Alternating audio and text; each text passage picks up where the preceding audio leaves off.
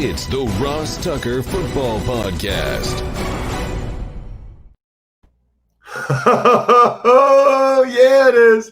But it's not just any Ross Tucker Football Podcast. It is a Finish Strong Friday presented by DraftKings, America's #1 rated sportsbook app. And it's not only a Finish Strong Friday, it is a Winners Friday. I want winners. I want people that want to win.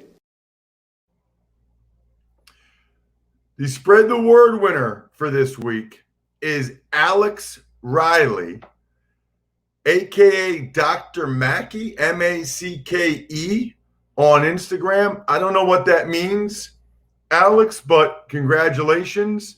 I think you liked one of our video posts on Instagram from @RossTuckerPod, not @RossTuckerNFL. So kudos to you.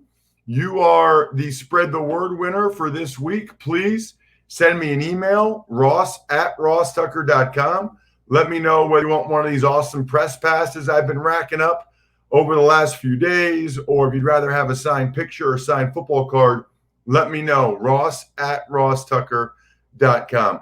As far as the sponsor confirmation email winner, as far as I know, nobody entered this week. I don't think we got a single email from someone that took advantage of one of our sponsors. So no sponsor confirmation email winner if there's nobody emailing me with a sponsor confirmation. So please do that, A, because we like giving out winners, and B, we need more email questions.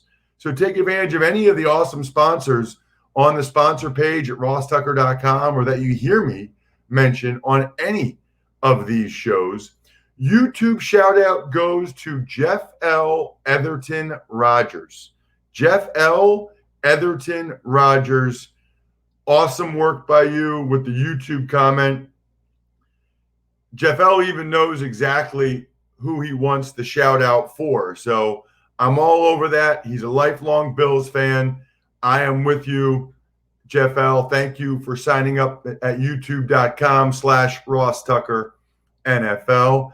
And it's unbelievable how many patrons we're getting. Ever since we started to post all of our even money bets in visual format, written format, whatever, on our private Tuckhead Slack channel, the patrons have gone through the roof. Today I'll shout out Christopher Mulligan, patreon.com/RTmedia. That way, if you want the press box food, grades, the power rankings, our picks with my scores here on a Friday, and of course, the even money bets, patreon.com/RTmedia is the way to do it. It's Big Show time. The Big Show.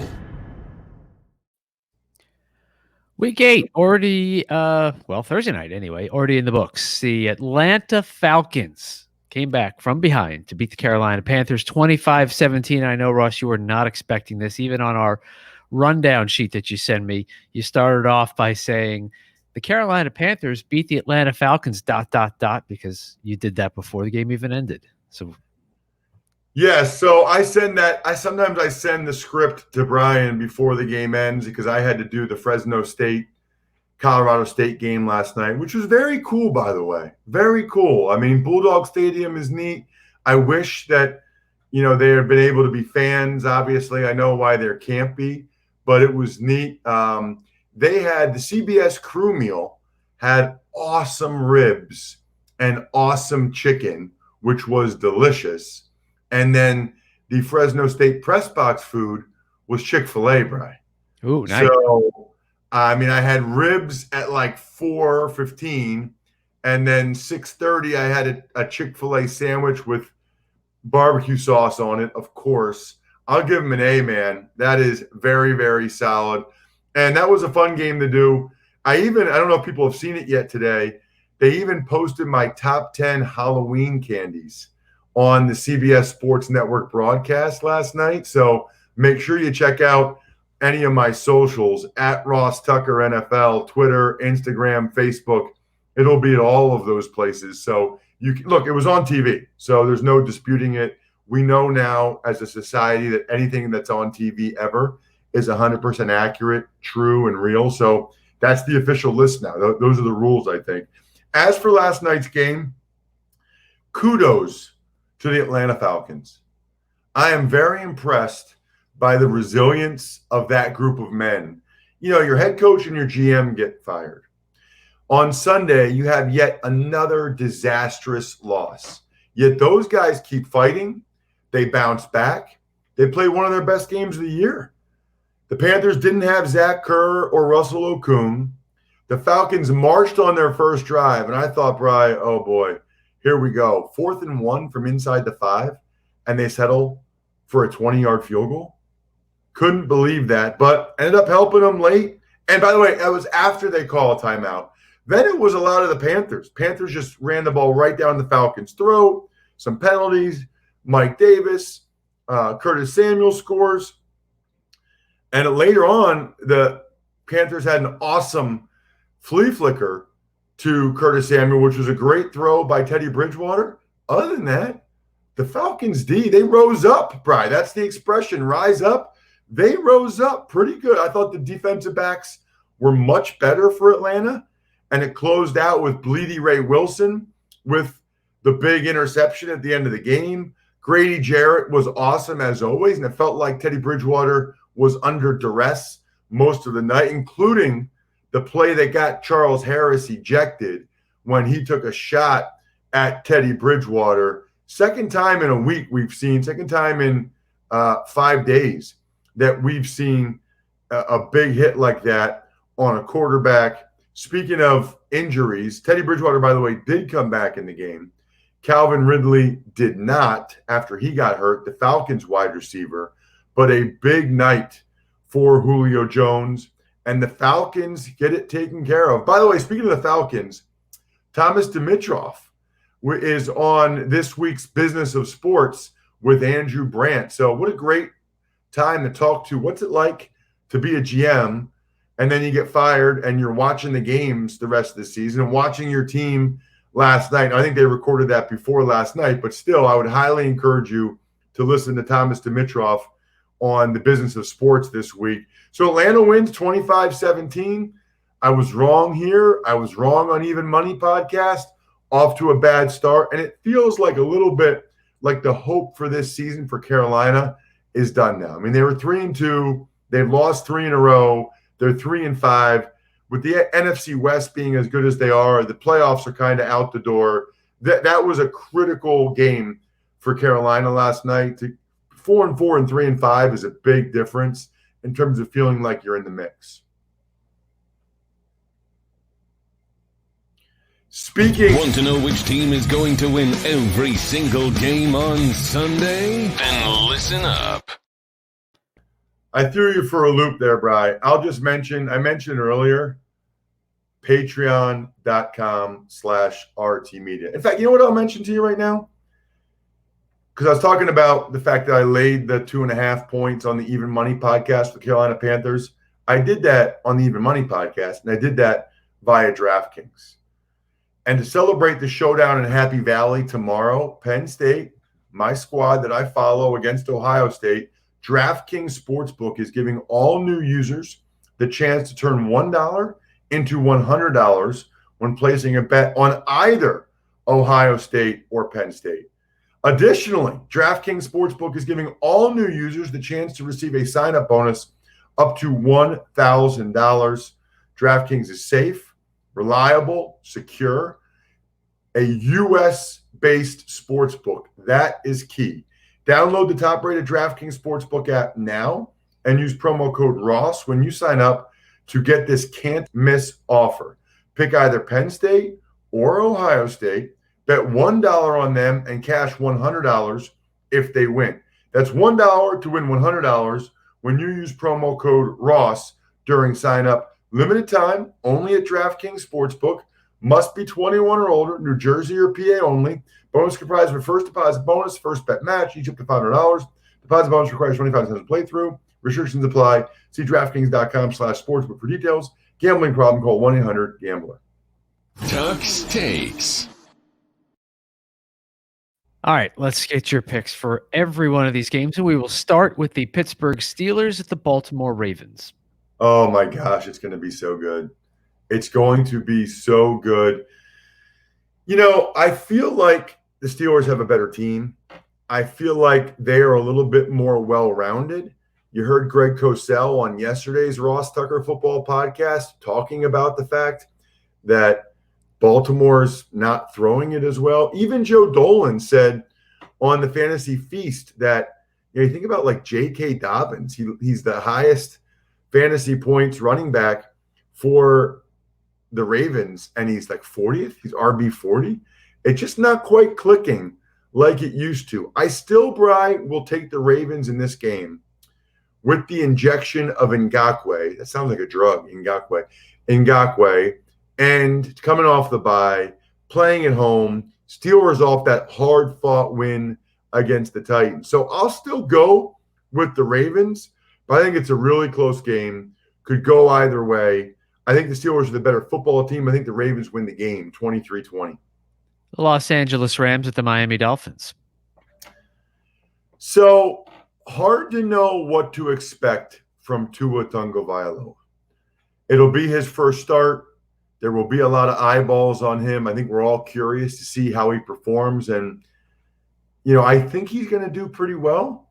I think you can't really put him in the lineup like the Dolphins are doing here unless you're pretty confident that he's ready and he'll perform pretty well. But I guess we'll find out. Hard to pick the Dolphins to win. I mean, they easily could. Coming off the bye, Rams played Monday night. It's a great spot for Tua Tagovailoa and the Dolphins. And if Tua comes out and has a great first game, the Dolphins will win. I just can't predict. I don't know that that's going to happen. That's hard to do. So I'll take the Rams. They've been consistent all year. They're 5-2 for a reason. Rams 27, Dolphins 23. Next game, it's the New York Jets at the Kansas City Chiefs. Not going to spend a whole lot of time on this game. The Chiefs will beat the Jets by a lot. It's just a matter of whether or not it's by 19.5 points or whatever the betting line is at this point. Can't imagine, especially at home, the Chiefs throwing a clunker up there. I'll say, the Jets defense is not bad. I'll say Kansas City 34, the Jets 17. No, Jets 13. The Chiefs cover. 34-13 Chiefs. Lock them up.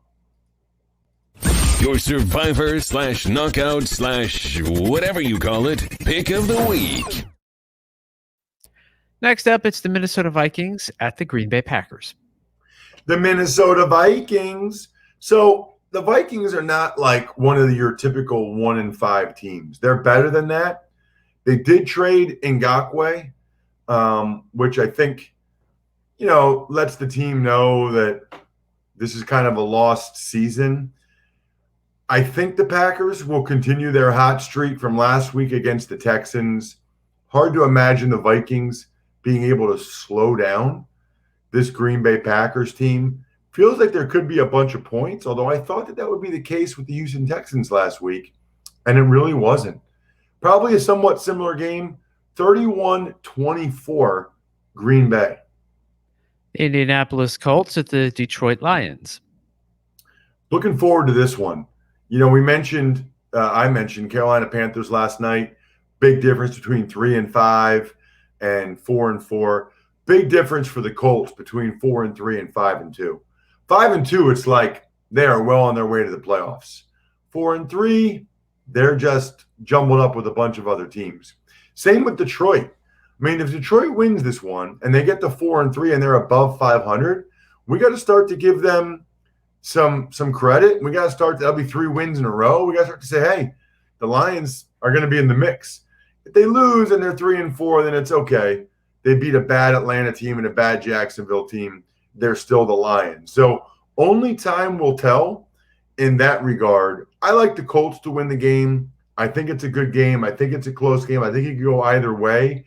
I don't think it's a particularly high-scoring game. I'll say Colts 24, Lions 23.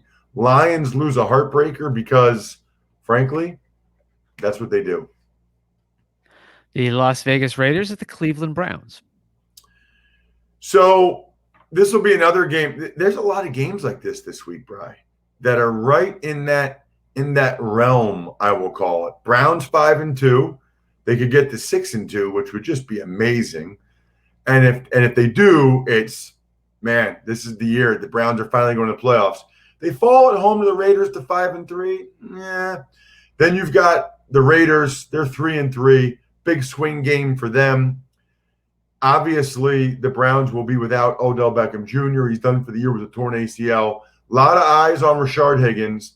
A lot of eyes on Baker Mayfield to see how well he's able to perform without Odell Beckham Jr. There are some theories out there that he's actually better without Odell Beckham Jr. So I guess we'll find out. I like the Browns at home in this one.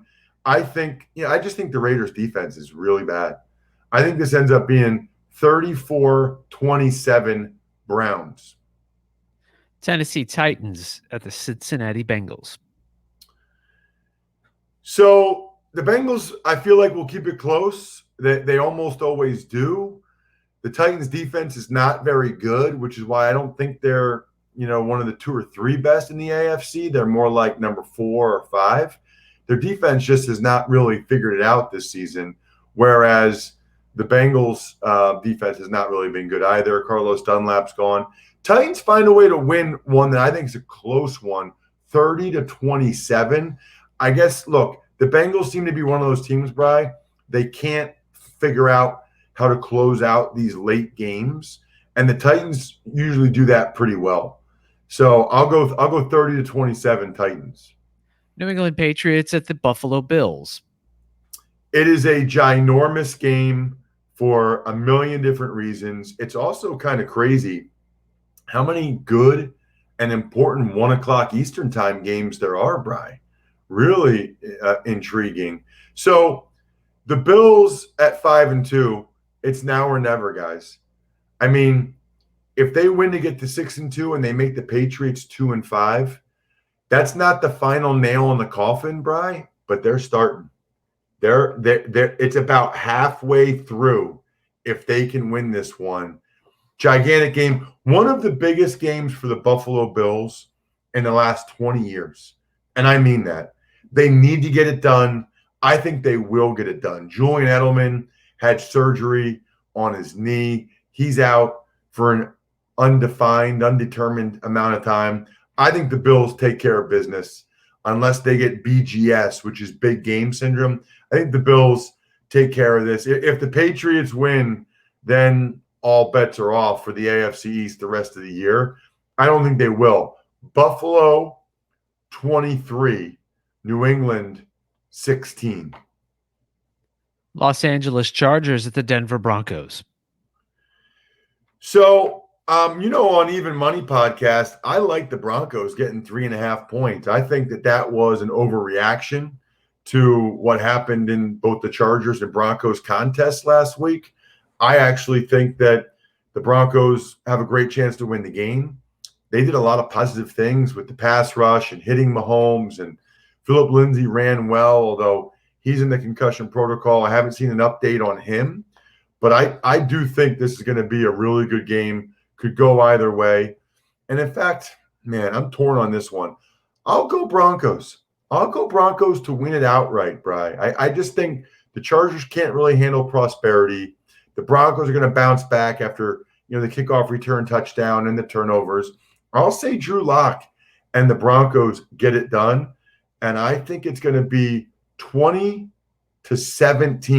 20-17 Broncos. Vic Fangio knows how to play defense, and we can let the doggies out.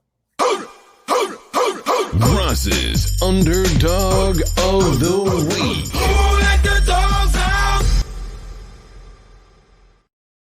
Moving on to Seattle, the Seahawks hosting the San Francisco 49ers. I thought you were going to say the San Francisco treat right there.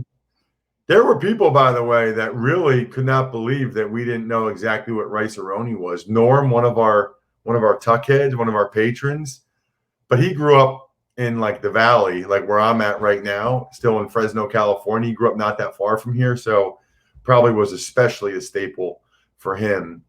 So this game could go either way. I don't anticipate Russell Wilson throwing 3 interceptions again. I think he bounces back. He doesn't play poorly 2 games in a row. They don't lose 2 games in a row. They don't lose like that at home. And the Niners, JaMychal Hasty off the practice squad, he'll probably have $150. But I think at some point you can't get that same level of production from the running backs. I'll take Seattle to win an awesome football game. 34-30, Seattle wins. New Orleans Saints at the Chicago Bears. So another really important, fun game that I'm looking forward to. Another swing game for both these teams that are very much in the playoff race. One of the things to note is I think there's supposed to be weather all weekend. So something to keep in mind that there could be wind. I know even last night's Carolina-Atlanta game was affected a little bit by the wind and certainly by the rain. I just right now, I can't unsee what I saw from the Bears on Monday night. I think bad weather is good for them, especially against the Saints. Drew Brees outside of the dome and in cold weather, whatever. But I still think the Saints win. I just can't pick this iteration of the Bears to win this game. I'll take the Saints. I think it's a good game. I think it's a little bit lower scoring, 20-17 Saints. And if the score is 20-17, that's where the Bears want to be. That's where the Bears want to live. That gives them a chance to win the football game. So that's why I took the Bears with 1 unit on the Even Money podcast, getting 4 points, because I think it'll be a field goal type of game. But I'm gonna pick Drew Brees to get it done late. Sunday Night Football is the Dallas Cowboys at your Philadelphia Eagles. Brian, I forgot to mention this earlier, and I wanted to. Ryan Groy, the starting right guard for the Chargers, he has tested positive for the coronavirus. So they're going to figure out some of the contact tracing stuff. So that could affect the Chargers in that game as well against the Broncos. That's something to keep an eye on. If it's too many guys, maybe they'll try to push back the game. The Giants have one of those. We can get to that in a little bit, but the Giants have one of those in Will Hernandez. But I guess I saw this morning where the contact tracing for him has been good, that none of the other guys are high-risk contacts, and they all tested negative. So I guess they'll be back in the facility today. I have not seen that information yet as it relates to the LA Chargers. And by the way, Gardner Minshew also evidently has some thumb fractures and a torn ligament. So perhaps we will not see Gardner Minshew after the bye for the Jacksonville Jaguars. As for this game, I'll be there calling the game with our buddy Tom McCarthy. Brian, he does games for CBS. He does the Phillies on television. Tom and I go way back. Tom and I, for those of you that are familiar, Tom actually called my games when I was at Princeton, way back when. And it's nice to see how successful he's become. He's very, very good. He's an awesome guy. Looking forward to working with him. Ross, I want to interrupt you for a second. That Tuesday night game, that Titans-Bills game that got going to Tuesday, well, Tom was set to do that, and the game got moved to Tuesday. So I texted him afterwards, my gosh, you're really good. Because on a Sunday afternoon, we're working games, or I may catch a clip of a game, but to sit down and watch the whole game on Tuesday night, it's like, man, he's one of the best ones they've got. Yeah, he's excellent. He really is. He's excellent, and it'll be fun. So if you guys are driving around or you have Sirius Radio or whatever, you can listen to me Sunday night. They don't let it's on about 350 stations. They don't let those stations stream it. So to stream it, you got to have NFL Game Pass or Sirius XM has it on, or like I said, if you're driving around. But you can't find it streaming. I know a lot of the Tuck heads have tried before, but I'll be doing that game, like I said, on Sunday night. Really looking forward to Ben DiNucci getting his first start. I think I said this story earlier in the week, Bri, but I called Ben DiNucci's state championship game for Pine Richland his senior year against St. Joe's Prep, which is out of Philadelphia, which was loaded. They had DeAndre Swift and John Runyon's son and all of these guys, and DiNucci almost willed his team to victory. I hope he plays well. I really do. I don't think it'll be enough to beat the Eagles, not with the offensive line that the Cowboys are trotting out there these days. I don't see it. He is more mobile than Andy Dalton, which gives him a chance, and he'll try to use that, but he better get down. It's a little bit different than playing at JMU. It is an FCS battle, as Joe Dolan said on the Fantasy Feast podcast. I just think the Cowboys defense is the worst in the NFL. The Cowboys offensive line's horrendous. I don't know if the Eagles will blow them out, but the Eagles will win the game. I'll go 27-17, and you can lock up the Birds. Your survivor/knockout/whatever you call it, pick of the week. Monday Night Football, it's the Tampa Bay Bucks at the New York Giants. So, this is a game that theoretically could get pushed back a day, or whatever. They're trying to figure it out with Will Hernandez. That doesn't help the Giants, but they weren't going to win this game anyway, right? I mean, let's be honest. The Bucks are the best team in the NFC right now. They're playing extremely well.